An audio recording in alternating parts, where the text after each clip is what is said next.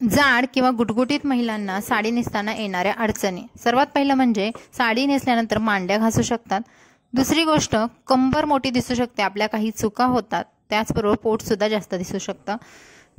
जाड मैत्रिणींनी ब्लाउज कसा निवडावा, त्याचं कापड, प्रिंट कशी निवडावी हे सुद्धा आपण आजच्या व्हिडिओमध्ये बघणार आहोत। त्याचबरोबर साडीचं सूत कसं असावं, कशा प्रकारच्या साड्या आपण चॉईस केल्या पाहिजेत हे सुद्धा आपल्याला आजच्या व्हिडिओमध्ये बघायला भेटणार आहे। त्याचबरोबर जाड मैत्रिणींना जर आपण पोटाचा जो भाग झाकतो तिथे सुद्धा काही चुका होतात आणि त्यामुळे आपण आहे त्यापेक्षा जाड दिसायला लागतो।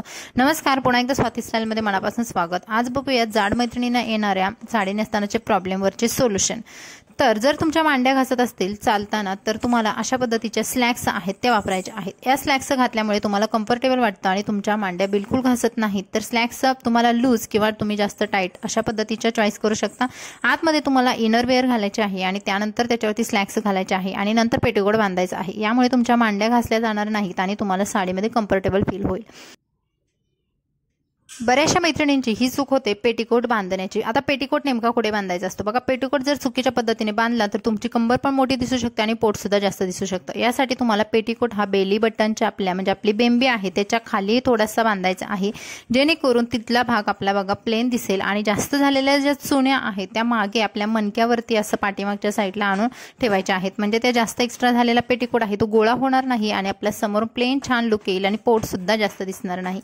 त्यानंतर आपण बघणार आहोत ब्लाउजशी रिलेटेड। आता ब्लाउजचं जर तुम्ही चॉईस करत असाल मोठ्या प्रिंटचा किंवा खूपच असा शॉर्ट ब्लाउज जर चॉईस करत असाल तर ते करू नका। तुम्हाला ब्लाउज हे लॉंग शिवायचे आहेत आपल्या कोपऱ्यापर्यंत, ज्यामुळे तुमचे दंड मोठे असतील ते सुद्धा झाकले जातील। आणि ब्लाउजचा कपडा आहे तो एकदम असा मलमलीत घ्यायचा आहे, ना की वेलवेट किंवा तुम्हाला जास्त हेवी सिल्कचा ब्लाउज शिवायचा नाही, त्यामुळे अजूनच जास्त जाडी दिसते।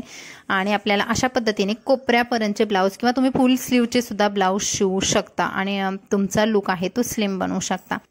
ब्लाउजचा गळा असा शिवा की जेणेकरून आपली कॉलर बोन आहेत, जे मानेजवळचे हाड आहेत ते दिसतील आणि त्यामुळे आपला लुक थोडासा स्लिम वाटेल। त्यानंतर साडी चॉईस करताना तुम्ही शिफॉन, जॉर्जेट या साड्या चॉईस केल्यात तर आणखीनच उत्तम, कारण या साड्या खूप अंगाबरोबर व्यवस्थित बसतात, ना की जास्त आपल्याला फुगीर लुक देतात। आणि शक्यतो बारीक प्रिंटच्या साड्या चॉईस करा। जर तुम्हाला सिल्कमध्ये जायचं असेल तर सॉफ्ट सिल्क आणि त्याची डिझाईन किंवा बॉर्डर छोटे असेल अशा पद्धतीने सिलेक्ट करा। आता साडी नेसताना बघा काही चुका होतात।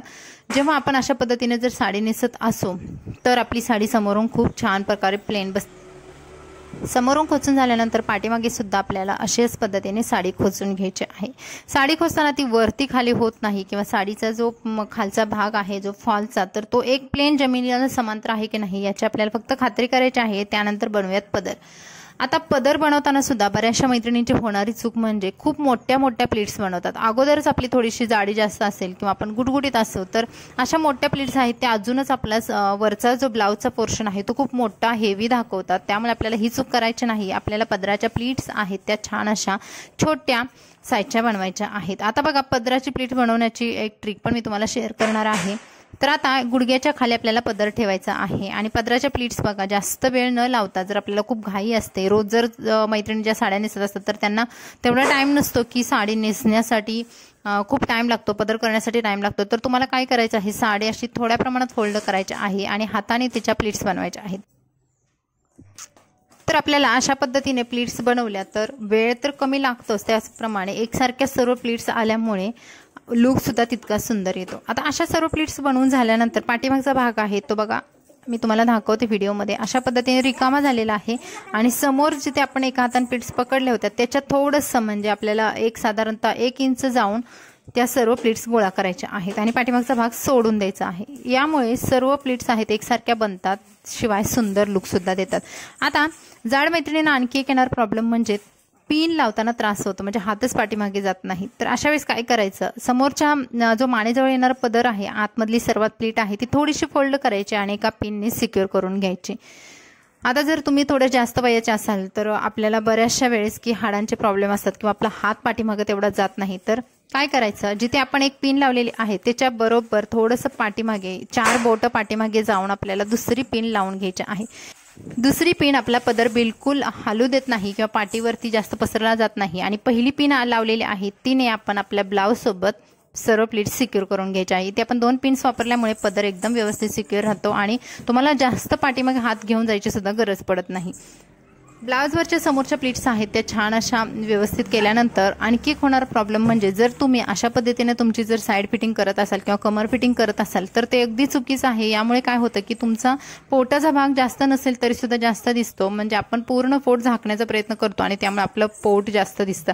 तर तुम्हाला असं न करता थोडासा तिरपा साडीचा जो भाग आहे तो करायचा आहे। व्हिडिओमध्ये दाखवल्याप्रमाणे तिरपा भाग केल्यानंतर एका आपल्या उजव्या हाताने साडी थोडीशी तिथे रोल करून घ्यायची आहे, पीळ द्यायचं आहे साडीला आणि एक छोटीशी गाठ बांधून घ्यायची आहे। आता ह्या गाठ बांधल्यामुळे काय होईल की तुमचं साईड फिटिंग कमर फिटिंग खूप मस्त होतं, पण ही गाठ सेंटरला खोचायची नाही, ही गाठ तुमच्या उजव्या हाताच्या खाली खोचायची आहे। कारण जर आपण सेंटरला खोचली आणि तिथे जर निर्या खोचतो त्यावेळेस ते आणखी निर्या जाडसर दिसतील आणि आपलं पोट जास्त दिसेल, त्यामुळे ही चूक करायची नाही। त्यानंतर जर प्लीट्स आहेत त्या ह्या जर तुम्ही छोट्या छोट्या प्लीट्स कराल तर त्यामुळे जास्त प्लीट्स बनतील आणि तेवढा सेंटरला खोचताना त्या प्लीट्सचा जास्त भाग होईल आणि पोट जास्त दिसेल। हे न करता आपल्याला मध्यम साईजच्या प्लीट्स बनवायच्या आहेत। शिफॉन साडीच्या किंवा जॉर्जेट साडीच्या प्लीट्स तशा पण खूप पातळ असतात आणि त्यामुळे त्या आपल्याला जास्त हेवी लुक देत नाहीत। या सर्व प्लीट्स छान केल्यानंतर मध्यंतरी म्हणजे सेंटरला आपल्याला या प्लीट्स खोचून घ्यायच्या आहेत आणि इथे आपली साडी पूर्ण नेसून झालेली आहे। तर मैत्रिणींनो, या होत्या आपल्या आजच्या व्हिडिओमधल्या छोट्या छोट्या टिप्स की ज्या खूप महत्त्वाच्या होत्या आणि यांनी तुम्ही नक्की स्लिम दिसू शकता। जरी तुमची जाडी जास्त असेल तरी सुद्धा तुम्ही बारीक दिसण्यास मदत होते आणि या छोट्या टिप्स आहेत पण या खूप उपयोगाच्या आहेत। तर मैत्रिणी, हा व्हिडिओ कसा वाटला कमेंट्समध्ये नक्की सांगा। व्हिडिओ आवडला तर प्लीज लाईक करा आणि चॅनलला आपल्या सबस्क्राईब करा। हा व्हिडिओ तुमच्या फ्रेंड्स फॅमिलीमध्ये नक्की शेअर करा आणि चला भेटू अशाच आपण नवनवीन व्हिडिओसोबत भेटत राहणारच आहोत। पाठीमागचा लुकसुद्धा शेअर केलेला आहे। साडी अगदी अंगाबरोबर व्यवस्थित बसते, खाली चालताना सुद्धा तुम्हाला काही त्रास होत नाही कारण आपण आतमध्ये स्लॅक्स घातल्यामुळे मांड्या सुद्धा घासल्या जात नाहीत। तर चला भेटू नवीन व्हिडिओमध्ये, बाय बाय।